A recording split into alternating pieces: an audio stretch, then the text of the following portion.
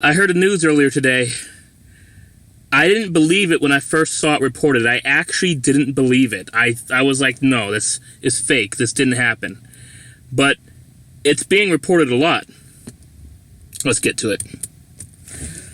Let's react to this one from CBS News.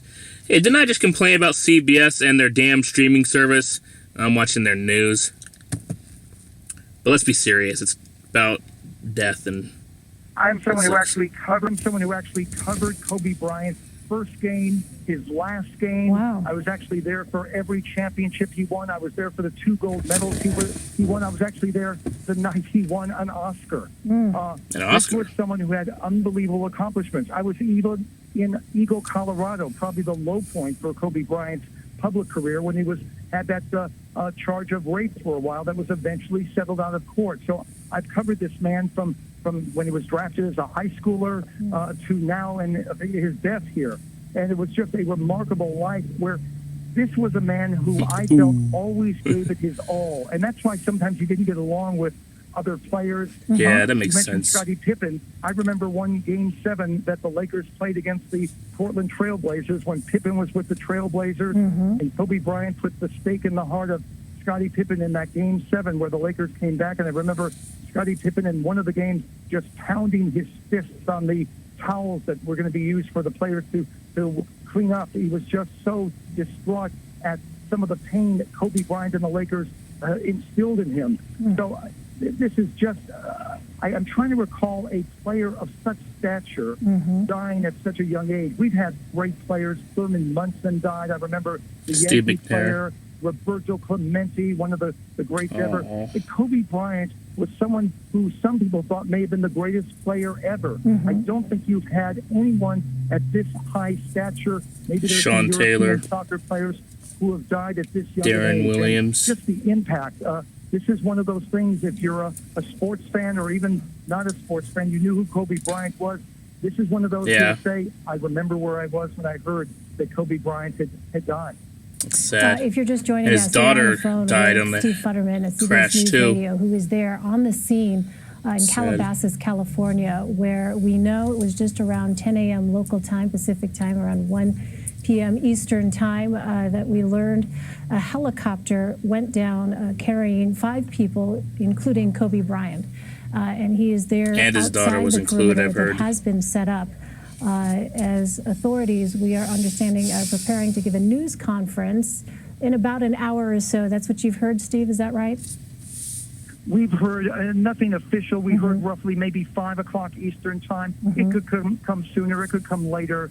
Again, my understanding is authorities have not officially identified Kobe Bryant as a victim in this helicopter crash. We have gotten this, obviously, from many of our sources, and all the sources are confirming that, yes, Kobe Bryant was on that helicopter. But still, until you hear it from officials, there's maybe always that hope for a miracle that something was misunderstood in this crash, but I don't think that's going to happen, unfortunately. Yeah, as we've been speaking, the emails are coming in fast and furious. One of the emails from our national desk at CBS News saying that according to the Calabasas city manager, Kobe Bryant was on board. And again, all of this, we do have to give that caveat. Obviously, we are hearing a lot of things right now, but this is our CBS News national desk confirming with the Calabasas city manager that Kobe Bryant was among those on board that helicopter. But Steve, you're absolutely right. Caution, obviously, at this early stage is very much warranted. And Elaine, one thing interesting here, if I can interrupt you, Kobe Bryant, my understanding was he loved this helicopter. He would take this helicopter. Obviously, he was a very wealthy man and he could afford his own helicopter. He would take this helicopter back and forth from his home to Staples Center during regular season games. That's how he often traveled. So he did like the helicopter a great deal. And when I first heard about wish I owned a helicopter being connected to Kobe Bryant, immediately I said to myself, this could be true, because we know, those of us who have covered Kobe over the years, we know how much he liked to travel on the helicopter. And it's sort of a sad irony here that this aircraft that he loved so much ends up being the cause of his death. Brutal. I'm really sorry, Kobe Bryant and his family. My gosh. That is just brutal. I can't believe this would happen. And, you know, what's even sadder is that, like, he isn't even in the Hall of Fame yet. He's going to be put in the Hall of Fame after death. Which other athletes have gone... Which that has happened with other athletes, too. But, damn. There have been a lot of great athletes who died unexpectedly. Some of them during their NFL, some of them during their professional career, some of them not. Sean Taylor, I think people still remember him today, especially if you're a Washington Redskins fan. There's another guy, I forget his name, I think it was Darren Williams, a cornerback for the Broncos, who was also really good, and people on the team loved him too. Same with Sean Taylor for the Redskins. Darren Williams died at a young age. And then there's Steve McNair, who was a pretty damn good quarterback in the NFL.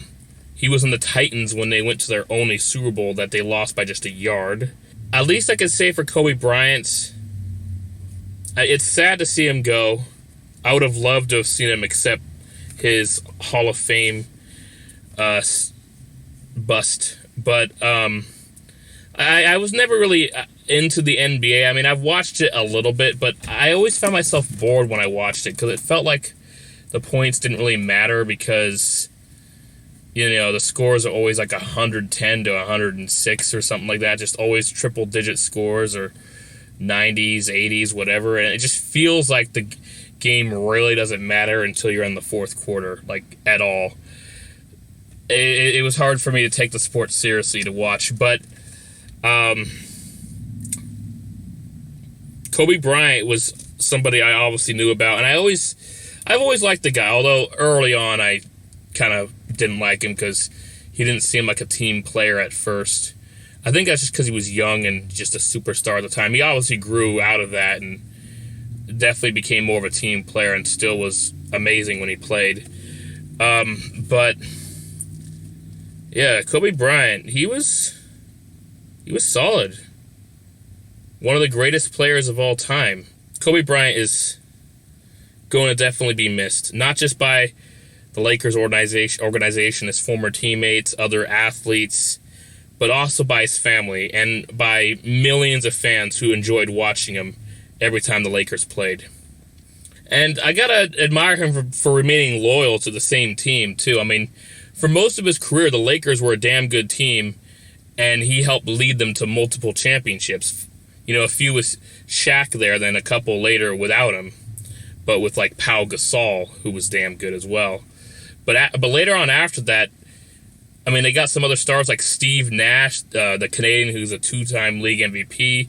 They got Dwight Howard, who, when he was on the Orlando Magic, was an amazing player.